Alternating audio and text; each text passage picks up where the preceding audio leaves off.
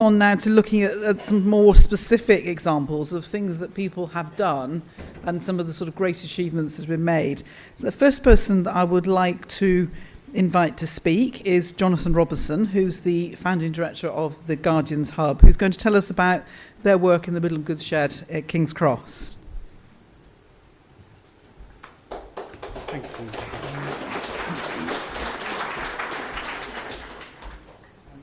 Good afternoon. If I may, I just wanted to share a reflection on I guess questions of approach, and just to help me and maybe help us all wake up, I wanted to introduce you to a hero of mine. He happens to work for a company called Microsoft, and when I left university, I was struck by how this little bit of footage of Steve Ballmer epitomized everything that presumably you and I should herald as notions of success in our efforts to lead and do great things. So here is Steve, I think, maybe.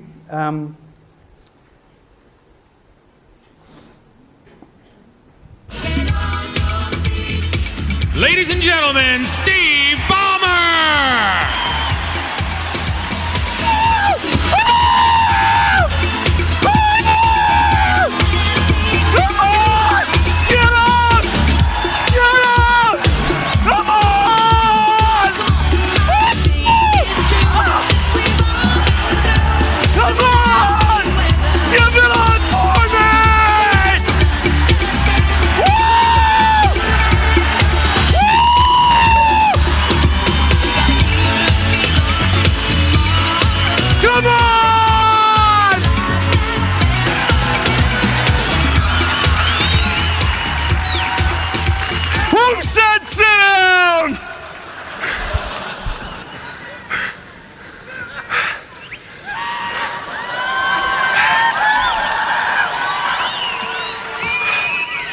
I have 4 words for you. I love this company. Yes!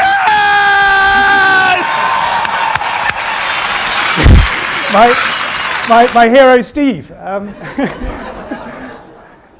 So no, of course. The milk-round notion of success that the likes of McKinsey and others were peddling, trying to aspire or encourage me and peers to aspire after very well-paid jobs, didn't appeal, nor did that, frankly, old paradigm idea of making things happen. But slightly at sea, I didn't really have a clue what other approaches might look like. And in desperation now, there's another very short film, if you forgive me for showing you another one, that I think speaks a little bit more articulately to the latent opportunity, which I'd love to just go on and share a couple of stories around.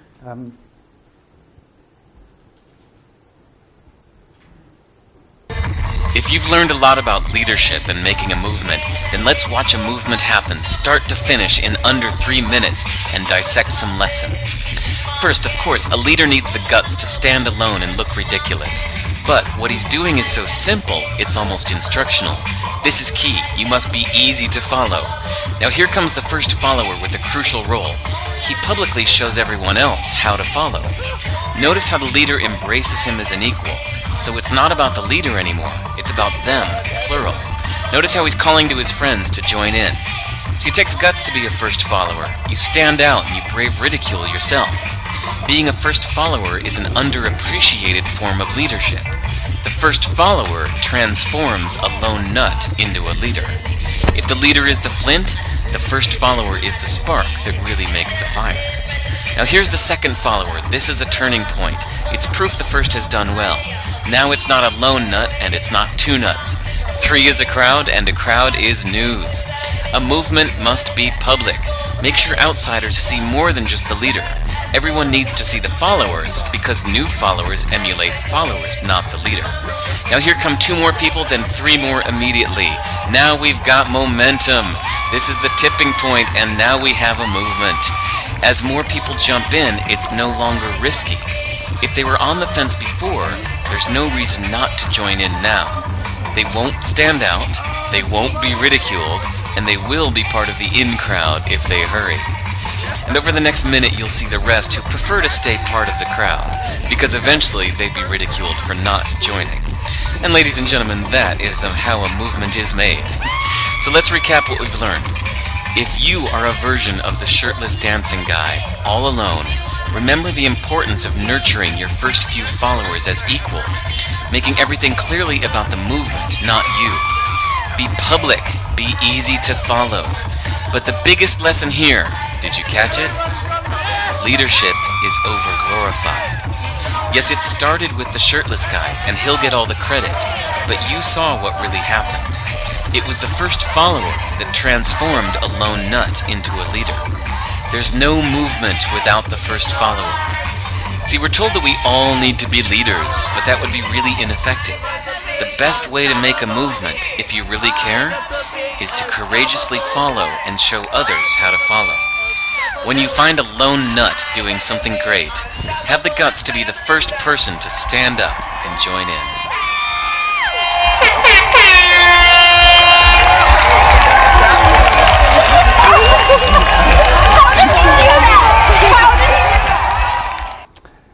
So something altogether more enticing about tapping into latent potential. And yet, in this time of kind of crisis and opportunity, isn't the biggest responsibility for us all to be reimagining our civic infrastructure in ways that gets built by the crowd rather than by CEOs? And it's that latent opportunity that I think is leading to the birth of a new profession. Let me be a tad provocative. A profession may be as important to the next century as doctors, scientists, architects were to the last. Maybe you can help me find a better word for this profession than the convener. But I think the energy around convening, or civic engineering, that so many remarkable people in communities across this country and around the world are applying to reimagining and rebuilding civic infrastructure, I think is extraordinary. And I just wanted to share, if there's time, 3 quick short stories ranging from how some of that movement building energy might just be playing out inside one of the world's largest media organizations, through to some grassroots stories too. So just starting with The Guardian, who rather bravely, and they might be regretting it now, but asked me a few years ago to rethink with them their business model. How does their extraordinary success in reaching digital audiences around the world, 100 million unique hits or something every month, help them deliver their founding purpose as well as be a credible commercial business model for the future? And to cut a long story short, it's this building opposite the Guardian's offices on the extraordinary Argent site in King's Cross that is the first experiment in this reinventing a business model challenge, a rather bold and expensive experiment, but maybe one day something that's replicated in cities around the world. And in short, it's about the reinvention of a newspaper and the reinvention of a university through building a platform for not just the Guardian's content, but the content of our community, our audience, and the people we really admire as other institutions in the world. It'll be a home for 3,000 events a year, which I think puts us somewhere on a par with South Bank for scale. And these events will be powered a little by The Guardian, but mainly by others we admire, like St. Martin's, Birkbeck, SOAS, UCL, through to much quirkier outfits, startups like Technology Will Save Us, the School of Life, 5x15, and then others like TED. So just briefly, what's emerging here is a vision for a very civic ground floor space in this former train shed. Kind of a comment, forgive me for these sort of Guardian analogies, but a sort of comment is free space where a speaker's corner can pop up through to evening events in this lovely amphitheatre space that Bennett's Associates have designed, through to a mezzanine floor which will be the home to food and drink and all of Observer Food Monthly's ambitions and aspirations for food and drink. And the first floor is much more intimate, much more deep and intense, a bit like the kind of long read kind of inquiries that The Guardian pursues, and we'll be inviting people into much smaller scale masterclasses, debates and film screenings. So this extraordinary building that we've discovered used to be King's Cross train station 100 years ago, only for a short time as the passenger terminal and then as the home for coal and potatoes coming into London, then got converted into a kilner factory for kilner jars and their bottling plant.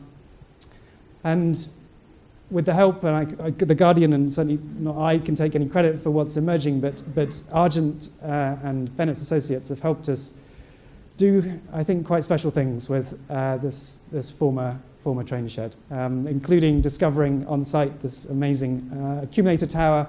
Used to be responsible for generating all the power on the site, its pressure pushing down onto water that then powered the train tracks and other machinery on the site. So that's the vision, in short, a new kind of civic space that is trying to reinvent journalism for a new age in some ways, and there's a kind of irony at the heart of this, that it's in part looking back to where newspapers were born in the 18th century, in the coffee houses, where news got shared over disgusting, by all accounts, coffee, and it's trying to combine that coffee house conviviality with a digital-first global media organization with the ambition to be getting content out into the world and back again by building relationships with other civic spaces around the world, broadcasting content into Tahrir Square, into San Francisco, into Tokyo cultural spaces, and back again.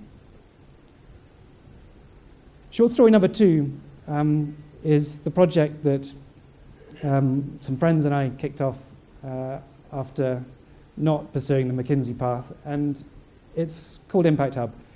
And it was a response to, I guess, an obvious recognition that there's no shortage of amazing people with amazing ideas in the world, but there's something of a crisis of access to the knowledge, the experience, the resources, the capital, the markets that make these ideas happen.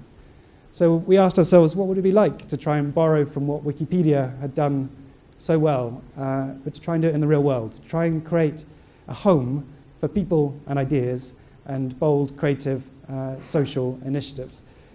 And of course, the banks thought we were bonkers. 100 buildings later, and we finally took on a derelict space in Angel in London, 10 times smaller than we'd wished.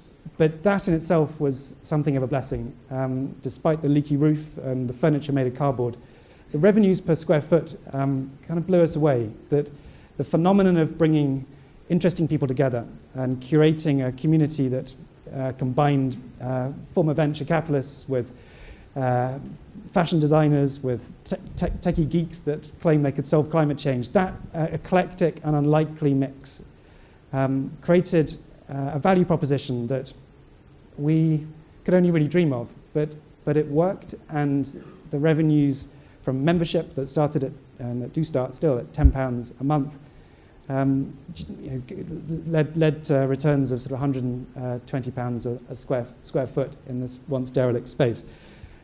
It's a model that seemed kind of latent, I think, is the only way that we can understand the phenomenon in so many people's minds around the country and around the world, that before we'd even managed to work out how we were going to balance cleaning the toilets with sending the invoices and running this place, people around the world were getting in touch asking for hubs in their cities too. And it's something that's gone on to scale to about 80 odd cities around the world. Admittedly, they're mainly capital cities, but this now kind of movement in some ways, certainly an upside-down corporation that's legally constituted locally, generates in aggregate about £30 million of turnover a year, and most of these hubs are sustainable social enterprises that manage to slowly pay back their loans and finance.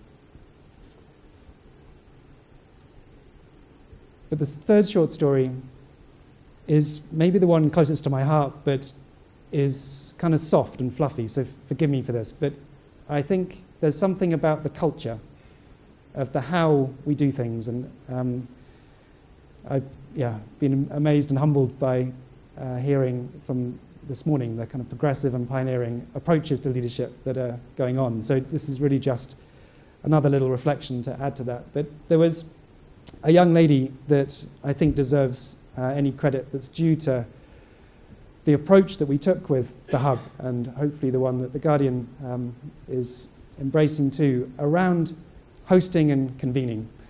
And the inspiration came from a rather unlikely place. Against my mum's best efforts to stop me, there was a bunch of aid missions that many of you might remember that went to Bosnia during the war. In fact, there was a remarkable lady in Leeds, a nurse, that gave up her Christmas holiday to persuade her bus driver mates and the DHL drivers that came to the hospital in the weeks before Christmas that actually their mission too should be to hand over their vehicles and delay Christmas and drive to Mostar in Sarajevo to take aid in and maybe help some refugees come out. The story I wanted to share was not so much the Tin Pot aid mission, which in many ways was just a tiny drop in the ocean and a reaction really to the United Nations and their maybe understandable failure to do very much in that context. They were pulling out because it was just too dangerous at the time. But there we were in Mostar, and a young lady captivated me in many ways, and we found ourselves standing on a bridge. Sadly, it wasn't that bridge. That bridge had been bombed, and in its place, the United Nations had built a rickety thing, and we stood there looking out at the city. And I wondered why on earth she, unlike all of her friends, weren't clamoring to get out. And her story was this, that despite her mother, her Muslim mother, being raped by the Serbs, and despite being under attack from this Croat and Serb onslaught of her Muslim side of the city, she had a vision. She had a vision of bringing people together, bringing unlikely allies from the Serbs, the Croats, the Muslims, the UN, and other global institutions that were still there, to try and start a different quality of conversation. She'd found a bakery, or rather a former bakery now bombed, but this was to be a home for what I could maybe only understand as a sort of peace hub. And she, with this remarkable quality of making friends with unlikely allies and bringing these people together, was to be host and convener of that unlikely conversation. And back in London, when we were starting the Hub, it was her story that inspired our whole operating model. We don't have staff in the usual sense. They don't have multiple job descriptions. There's only one type of person that runs these things, and we call them hosts. There's now about 800 of these hosts around the world. And despite premising this whole Hub gig on its ability to help people start social enterprises, these hosts don't have business experience. They're not hired for their capacity to know the answers to things. They're hired for their capacity to convene.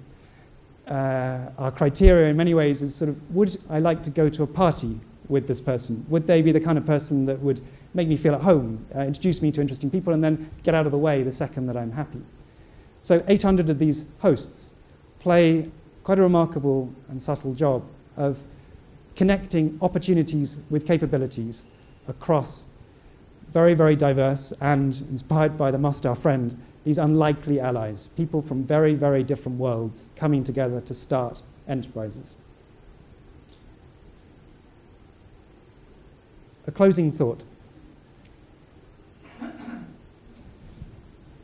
My biggest frustration with our Hub journey was that we were doing these things in capital cities and they were costing £1 million a pop to start. And I've had the privilege of traveling to a few places recently that have opened my eyes in ways that maybe many of your eyes are already wide open to. But there's one phenomenal movement, I think, of civic engineers or conveners in communities reimagining models of learning, of retail, of making. They're starting kind of wiki factories, maker spaces. This retail experiment in Sao Paulo, rather than renting desks to people, rents boxes in a shop, so entrepreneurs can market test their idea literally a day at a time, paying $1 or something per box to test their experiment. There's extraordinary new models around libraries, not just renting books, but the tools that communities need and deserve, but don't need to buy many drills all at the same time. They can pop to the library to borrow one. Post offices are reinventing their models too to become community hubs. And then this Silent University gig, a lovely project that started as an art-inspired thing at Tate Modern and is now scaling, recognizing that refugees arriving in the UK have extraordinary talent and expertise, but no mechanism to share it. So the Silent University is a place for them to put on courses in the things that many of them have PhDs and lots of experience in. So just a taster of the dozens and dozens of models that I think we're all discovering. And finally, maybe bizarre to draw inspiration from a refugee camp, but yesterday I was in Jordan and I couldn't help but share some extraordinary experiments that I think we can learn from here.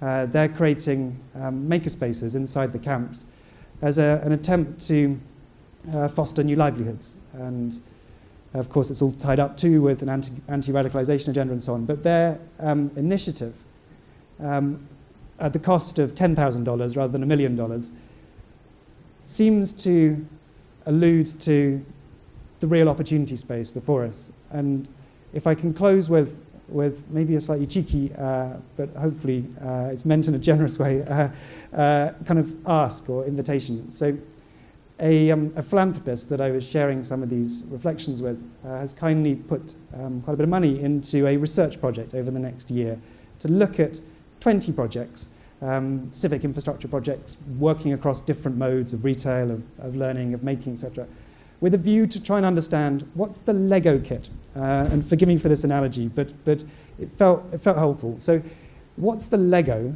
that helps people build civic infrastructure? Maybe it's payment systems, maybe it's 3D printers, maybe it's business and operating models. But what are those Lego parts?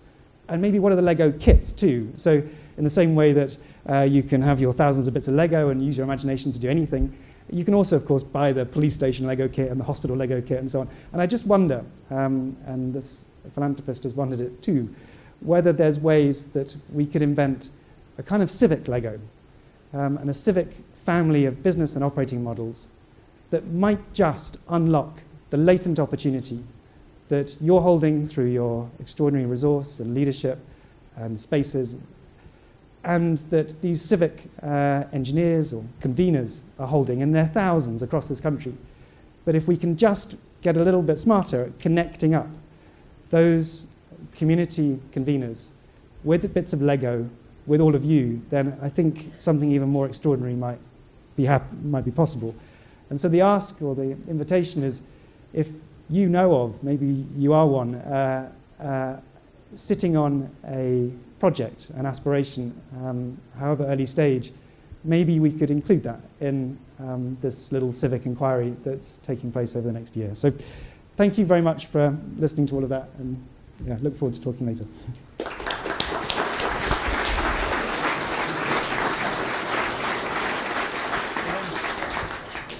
I did think about leaping forward, going, yay, come on, but I just thought, no. I'm going to leave that to Steve Ballmer. Amazing, amazing examples of leadership and styles of leadership, which I think many of us will envy, but leave